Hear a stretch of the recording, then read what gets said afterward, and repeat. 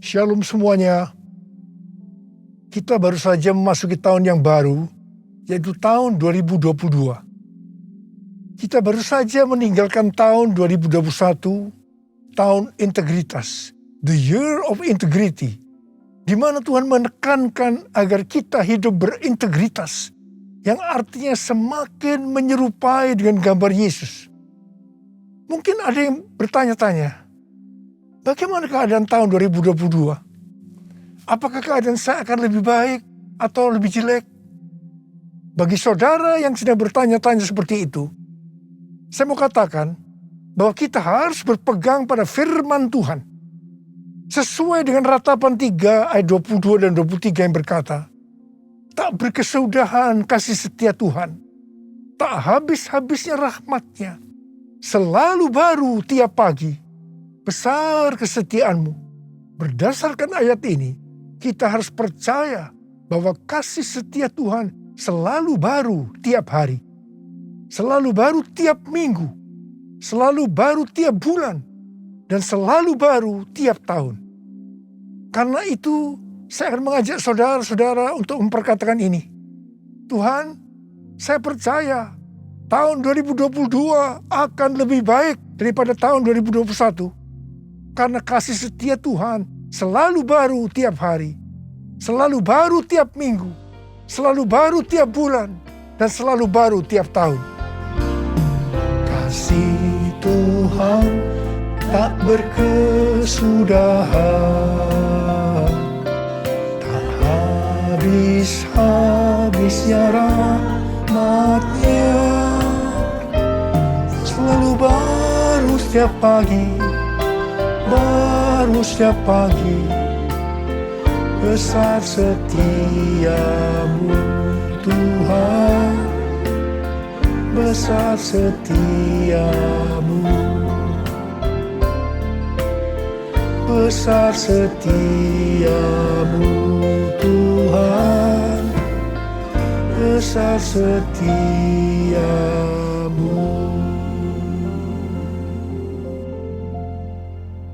Dasar kita percaya bahwa tahun 2022 akan lebih baik daripada tahun 2021 karena Ratapan 3 ayat 24 berkata, Tuhan adalah bagianku, kata jiwaku. Oleh sebab itu, aku berharap kepadanya. Jadi karena kita akan selalu berharap kepadanya, maka kita akan berkata bahwa tahun 2022 akan lebih baik dibanding tahun 2021. Apa yang terjadi kalau kita berharap kepadanya? Yang pertama, sesuai dengan Yesaya 40 ayat 30 dan 31, maka orang yang berharap kepada Tuhan akan mendapatkan kekuatan yang baru, yang akan melebihi kekuatan orang-orang muda. Mereka seumpama Raja Wali yang naik terbang dengan kekuatan sayapnya. Mereka berlari dan tidak menjadi lesu. Mereka berjalan dan tidak menjadi lelah. Haleluya! Orang yang berharap Tuhan diperbarui kuatnya, terbang naik dengan sayap Raja Wali. Berlari tiada penat, berjalan tiada lelah. Ajarku, harap kau Tuhan. Ajarku, harap kau Tuhan. Ajarku, harap kau Tuhan. Yang kedua, hal yang terjadi kalau kita berharap kepadanya sesuai dengan Mazmur 37 ayat 23 dan 24 yang berkata, Tuhan menetapkan langkah-langkah orang yang hidupnya berkenan kepadanya. Apabila ia jatuh, tidaklah sampai tergeletak, sebab Tuhan menopang tangannya. Orang yang hidupnya berkenan kepada Tuhan adalah orang yang berharap kepada Tuhan. Bagi orang yang seperti itu, Tuhan akan menetapkan langkah-langkahnya. Dan apabila ia jatuh, tidaklah sampai tergeletak, sebab Tuhan menopang tangannya. Perlu dicatat, sebagai orang-orang yang berkenan kepada Tuhan, kita bisa jatuh ke dalam berbagai macam kegagalan dan masalah. Tetapi Alkitab berkata, kita bisa jatuh, tetapi tidak sampai tergeletak, sebab Tuhan menopang tangan kita. Tuhan menetapkan langkah-langkah orang yang hidupnya berkenan kepadanya. Apabila ia jatuh, tak sampai tergeletak, sebab Tuhan menopang tangannya. Tangannya, oh tangannya, sebab Tuhan menopang tangannya. Apabila ia jatuh, tak sampai tergeletak, sebab Tuhan menopang tangannya. Sebab Tuhan menopang tangannya. Sebab Tuhan menopang tanganku. Sebab Tuhan menopang tanganku. Yang ketiga, hal yang terjadi kalau kita berharap kepadanya adalah sesuai dengan Yeremia 17 ayat 7 dan 8 yang berkata, diberkatilah orang yang mengandalkan Tuhan, yang menaruh harapannya pada Tuhan. Ia akan seperti pohon yang ditanam di tepi air, yang merambatkan akar-akarnya ke tepi batang air, dan yang tidak mengalami datangnya panas terik, yang daunnya tetap hijau, yang tidak khawatir dalam tahun kering, dan yang tidak berhenti menghasilkan buah. Haleluya! Yang keempat, hal yang akan terjadi kalau kita berharap kepadanya, sesuai dengan Mazmur 32 ayat 8 dan Mazmur 33 ayat 18, bahwa mata Tuhan tertuju kepada mereka yang takut akan Dia, kepada mereka yang berharap akan kasih setianya. Tuhan akan mengajar, menasehati, dan menunjukkan jalan yang harus kita tempuh. Tuntunan Tuhan ini akan kita mengerti hanya kalau mata kita tertuju kepada Dia.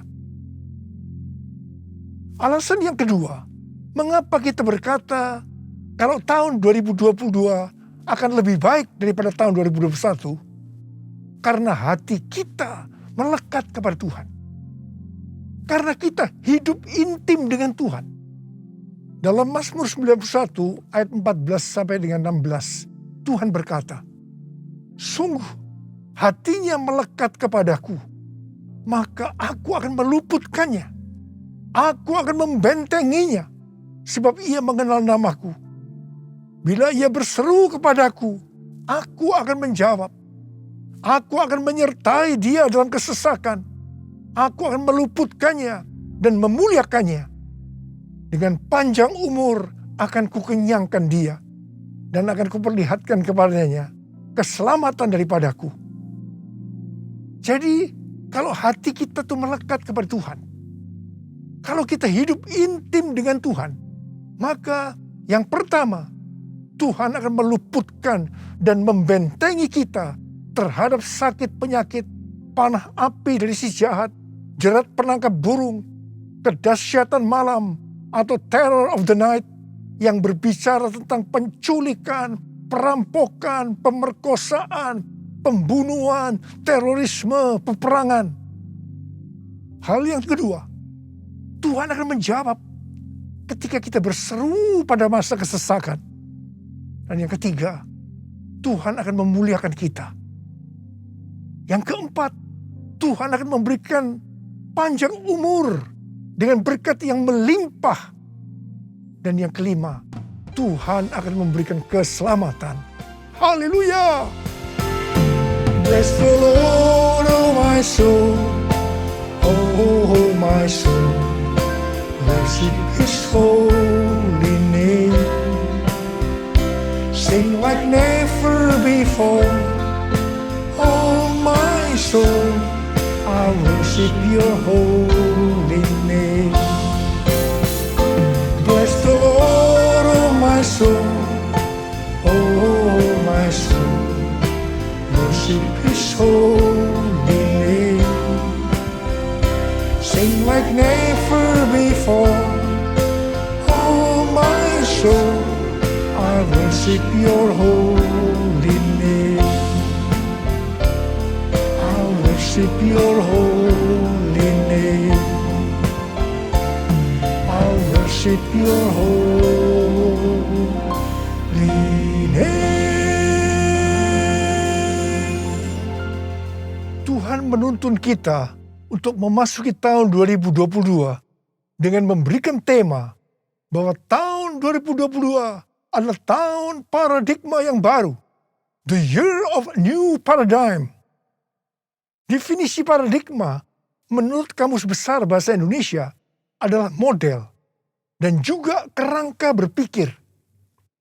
Definisi paradigma menurut Westminster Dictionary of Theological Terms bahwa paradigma berarti contoh, pola, model, dan istilah ini sering dipakai untuk menunjukkan cara berpikir dalam teologi ketika bahan-bahan dikumpulkan dan diatur dalam satu pola atau cara tertentu seperti dalam doktrin. Tuhan memberikan ayat emas untuk tema ini, yaitu Yesaya 43 ayat 18 sampai dengan 21 dan Filipi 3 ayat 13 dan 14. Dalam Yesaya 43 ayat 14 sampai dengan 21, Tuhan berkata bahwa dulu orang Israel dibebaskan dari kejaran Firaun dan pasukannya dengan cara Firaun dan pasukannya mati di tengah-tengah Laut Merah. Tetapi sekarang orang Israel akan dibebaskan dari Babel dengan cara yang berbeda. Tuhan berkata, jangan ingat hal-hal yang dulu. Sekarang aku hendak membuat sesuatu yang baru. Kalau dulu Allah menyelamatkan Israel lewat jalan laut, sekarang Allah menyelamatkan Israel dengan cara yang baru. Allah akan menyelamatkan mereka lewat jalan di padang gurun dan sungai di padang belantara. Ini adalah paradigma yang baru. Bagian Tuhan adalah memberikan paradigma yang baru. Yang ada sesuatu yang baru, yaitu membuat jalan di padang gurun dan sungai di padang belantara, di mana pada waktu itu hal ini tidak mungkin bisa dikerjakan oleh manusia. Tetapi bagi Tuhan tidak ada yang mustahil. Katakan amin. Tujuan Allah menyelamatkan Israel dari Babel, yaitu karena mereka umat pilihan Tuhan. Dan yang ditetapkan untuk memberitakan kemasyhuraan namanya. Demikian juga bagi kita, umat pilihan Tuhan. Pada tahun 2022 ini, Tuhan akan menolong dan membebaskan kita dari masalah-masalah yang terjadi dalam seluruh aspek kehidupan kita. Apakah itu sakit penyakit, keluarga, pelayanan, bisnis, masa depan, dengan cara-cara yang baru atau paradigma yang baru. 1 Korintus 2 ayat 9 berkata, tetapi seperti ada tertulis, apa yang tidak pernah dilihat oleh mata, dan tidak pernah didengar oleh telinga, dan yang tidak pernah timbul dalam hati manusia. Semua yang disediakan Allah untuk mereka yang mengasihi Dia. Apa yang Tuhan minta untuk kita lakukan? Kita harus memberitakan kemasyhurannya. Kita harus menyelesaikan amanat agung dalam era Pentakosta ketiga ini. 1 Petrus 2 ayat 9 berkata, tetapi kamulah bangsa yang terpilih, imamat yang terjani, bangsa yang kudus, umat kepunyaan Allah sendiri, supaya kamu memberitakan perbuatan-perbuatan yang besar dari Dia, yang telah memanggil kamu keluar dari kegelapan kepada terangnya yang ajaib.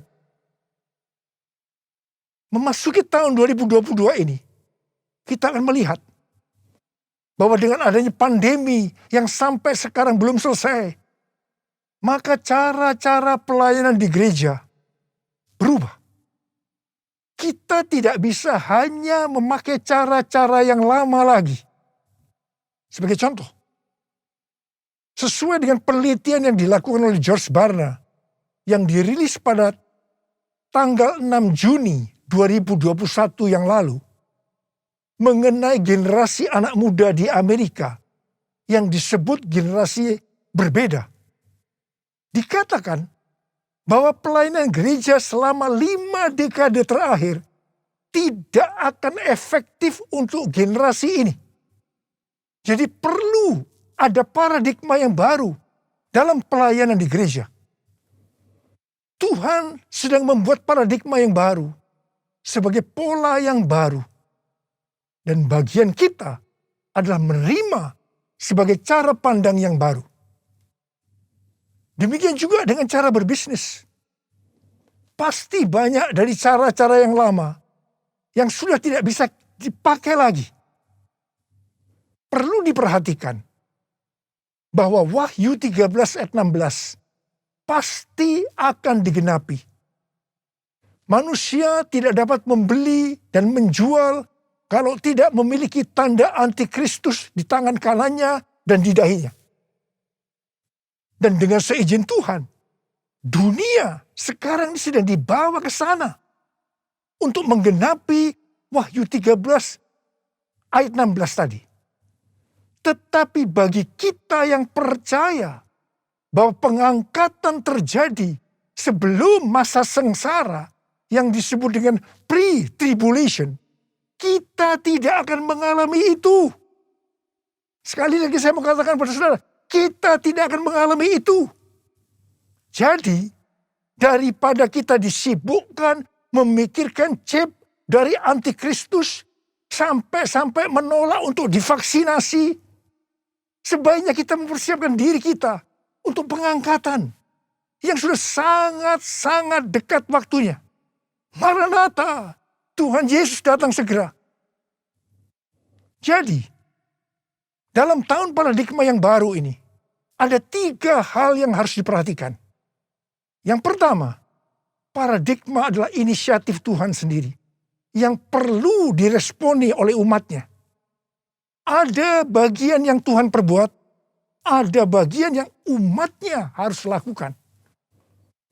Yang kedua, bagian Tuhan membuat sesuatu yang baru, yaitu paradigma sebagai pola.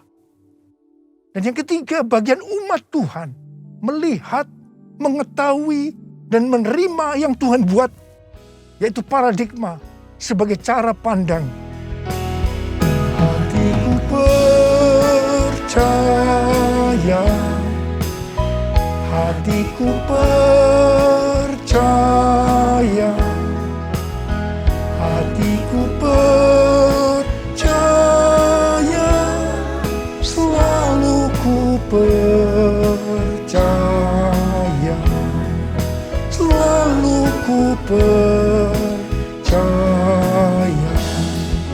selalu ku percaya.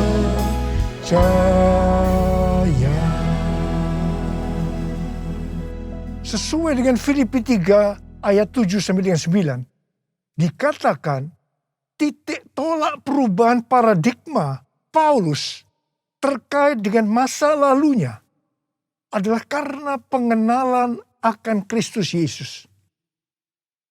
Orang yang berjumpa dengan Tuhan Yesus seharusnya mengalami perubahan paradigma. Artinya memiliki paradigma yang baru. Untuk itu, sesuai dengan Filipi 3 ayat 13 dan 14 yang merupakan ayat emas kita tadi, Paulus melupakan apa yang telah di belakangnya dan mengarahkan diri kepada apa yang di depannya dan berlari-lari kepada tujuan. Artinya mengejar sekalipun menderita untuk memperoleh hadiah. yaitu panggilan surgawi dari Allah dalam Kristus Yesus. Kita juga harus berpikir tidak hanya masuk surga saja, tetapi masuk surga dengan hadiah berupa mahkota. Karena itu, mari kita responi ajakan Rasul Paulus untuk memiliki dan menghidupi paradigma yang baru. Memiliki paradigma yang baru dalam mengikut Tuhan adalah suatu keharusan. Sekali lagi, suatu keharusan. Firman Tuhan berkata, kita harus meninggalkan cara hidup yang lama ketika kita berbalik untuk mengikut Tuhan. Cara hidup yang lama atau paradigma yang lama, termasuk pola pikir, tutur kata, tingkah laku, dan perbuatan kita sehari-hari harus mengalami perubahan. Jadi, orang Kristen yang sudah lahir baru, tetapi masih memakai paradigma yang lama, perlu bertobat. Perlu bertobat. Apa yang Alkitab katakan tentang paradigma yang baru? Roma 12 ayat 2 berkata, janganlah kamu menjadi serupa dengan dunia ini, tetapi berubahlah oleh pembaharuan budimu, sehingga kamu dapat membedakan manakah kehendak Allah, apakah yang baik, yang berkenan kepada Allah, dan yang sempurna. Dalam bahasa Yunani, kata yang dipakai untuk budi adalah nous, yang artinya pikiran, akal budi, pola pikir atau mindset. Yang sama juga artinya dengan paradigma. Di sini Tuhan menghendaki agar kita memiliki pikiran atau paradigma yang baru. Supaya kita tidak sama lagi dengan dunia ini. Dan mengerti kehendak Allah. Sebelum bertobat, pola pikir dan cara hidup kita pasti sama dengan dunia ini. Tinggalkan itu. Tinggalkan itu. Masuk ke dalam paradigma yang baru. Ingat, paradigma yang lama akan menghambat kita untuk mengerti kehendak Allah. Ada pesan Tuhan yang kuat hari-hari ini. Yaitu agar kita mengerti dan melakukan kehendak Allah pada zaman ini. Bagaimana supaya kita memiliki pola pikir atau paradigma yang baru? Yaitu melalui firman Allah dan Roh Kudus. Karena itu baca Alkitab setiap hari. Renungkan, lakukan, dan saksikan. Dan selalu berkata, penuhi kami dengan Roh-Mu ya Tuhan. Biarlah kami dituntun dengan firman dan Roh-Mu. Pada akhirnya, diingatkan bahwa paradigma yang lama, yaitu pola pikir duniawi yang berdampak kepada kehidupan duniawi, akan berujung kepada kebinasaan, akan kehilangan keselamatan. Karena itu, miliki dan hidupi paradigma yang baru. Kita akan menjadi serupa dengan gambar Yesus. Kita menjadi orang yang berintegritas. Kita akan mencari dan memikirkan perkara-perkara yang di atas, bukan yang di bumi. Sehingga pada saat Tuhan Yesus menjemput kita, gerejanya, di awan-awan, kita akan diangkat dan masuk surga dan akan bersama-sama dengan Tuhan Yesus selama-lamanya. Hosana, Hosana di tempat yang tinggi. Hosana, Hosana di hati yang suci. Hosana, Hosana di tempat yang tinggi. Hosana, Hosana di hati yang suci.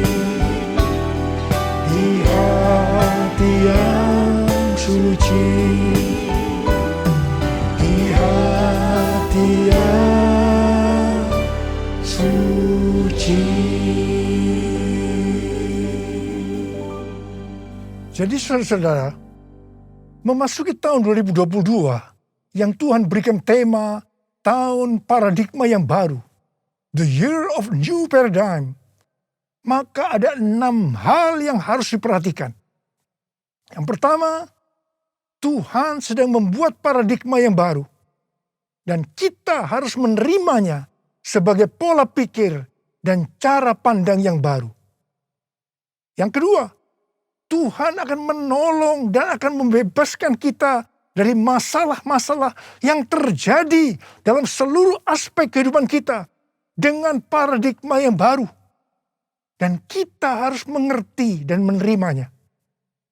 1 Korintus 2 ayat 9 akan kita alami.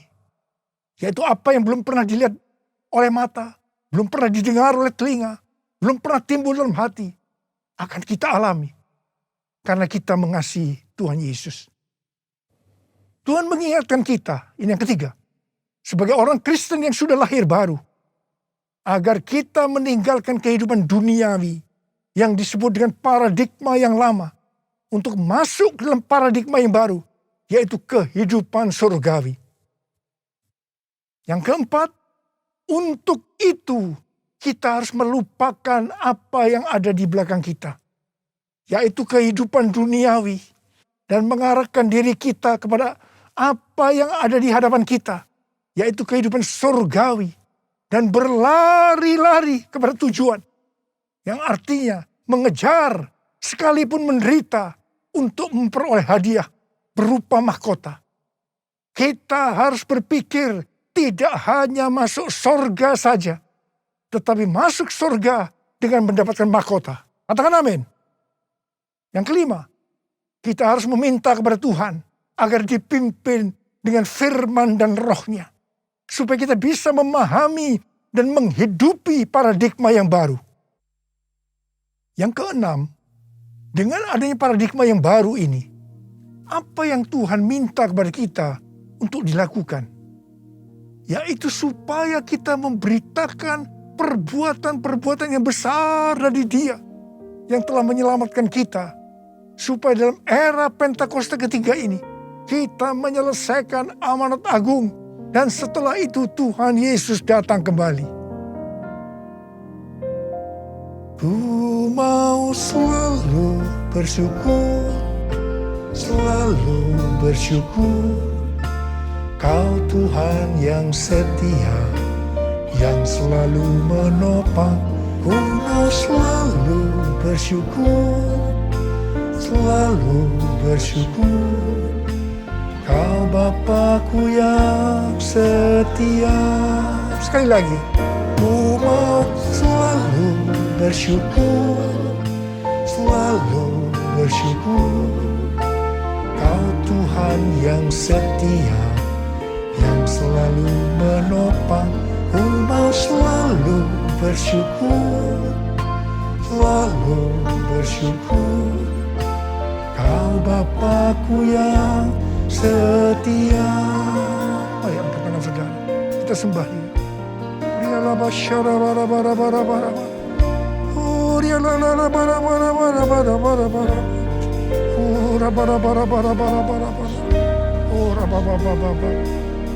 Kami mau selalu bersyukur ya Tuhan. Meninggalkan tahun 2021, kami bersyukur. Apapun yang kami alami, enak maupun tidak enak, kami selalu bersyukur kepada Tuhan. Dan kami akan memasuki tahun 2020 sekarang ini Tuhan. Kami bersyukur Tuhan. Terima kasih Bapa, urapi kami. Urapi kami semua Tuhan memasuki tahun 2022 ini Tuhan. Supaya kita semua bisa memahami dan menghidupi paradigma yang baru. Sekarang terimalah. Terima pengurapan Tuhan. Terima.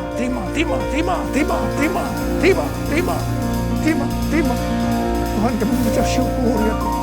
Kami mengucap syukur ya Tuhan. Ku mau selalu bersyukur, selalu bersyukur. Kau Tuhan yang setia, yang selalu menopang. Ku mau selalu bersyukur, selalu bersyukur. Kau Bapakku yang setia, Kau Bapakku yang setia, Kau Bapakku yang setia.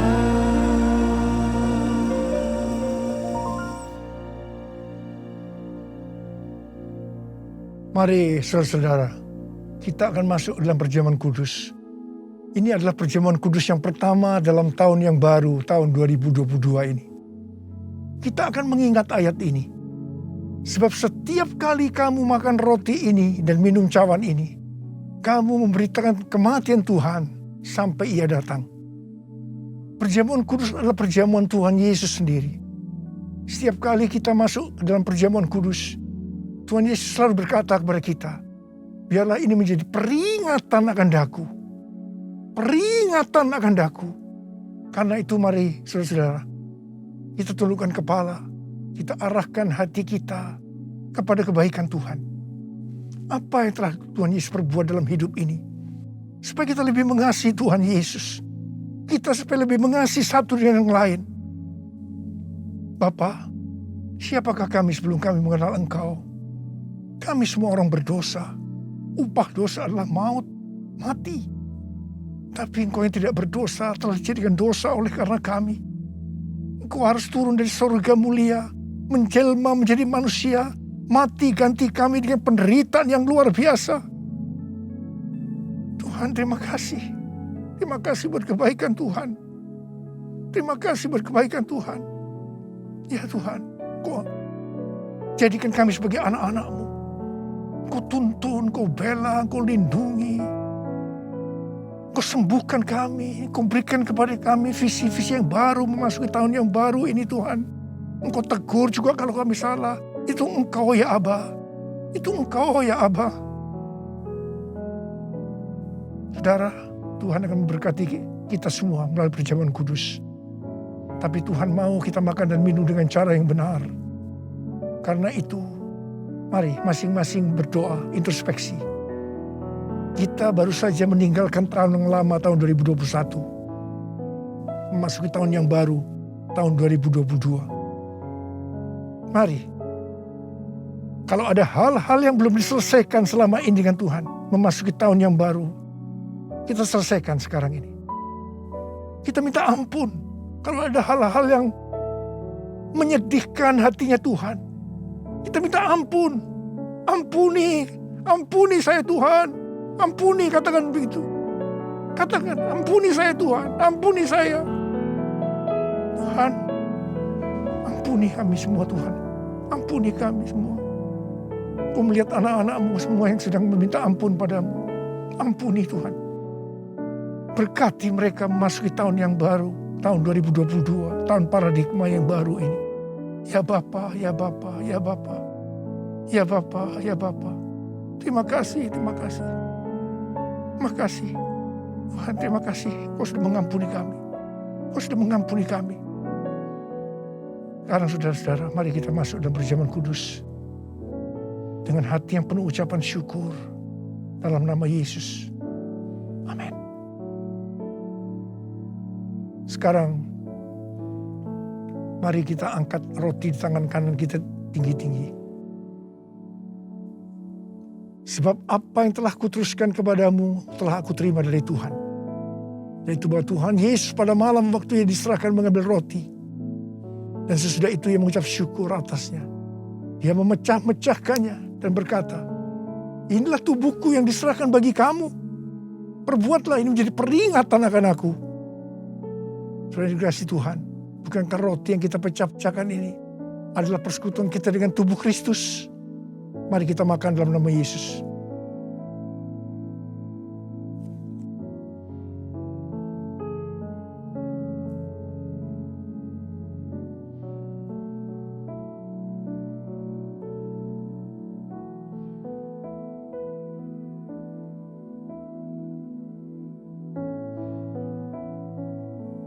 Angkat cawan di tangan kanan kita tinggi-tinggi.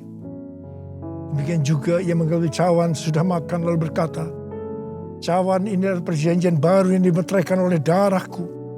perbuatlah ini. Setiap kali kamu meminumnya menjadi peringatan akan aku. Sudah dikasih Tuhan. Bukan kacauan pengucapan syukur yang atasnya kita ucapkan syukur. Adalah persekutuan kita dengan darah Yesus. Mari kita minum dalam nama Yesus.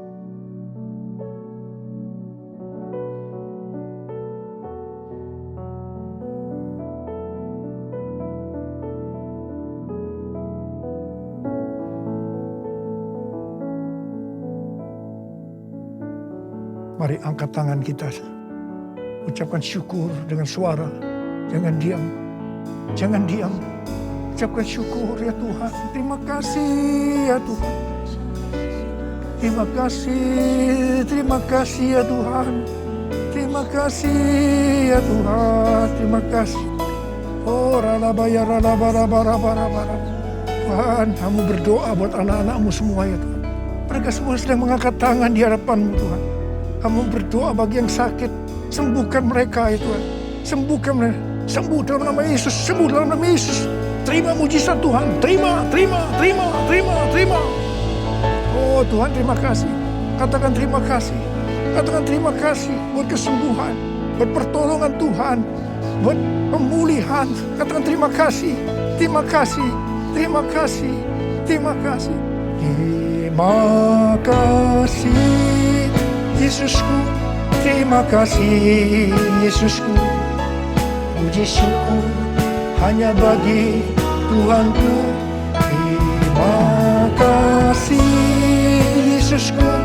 Terima kasih Yesusku.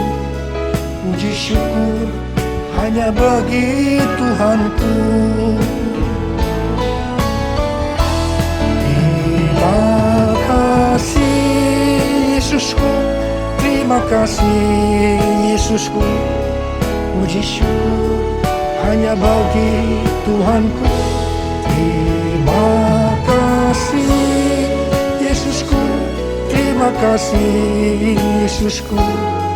Puji syukur hanya bagi Tuhanku. Puji syukur hanya bagi Tuhanku.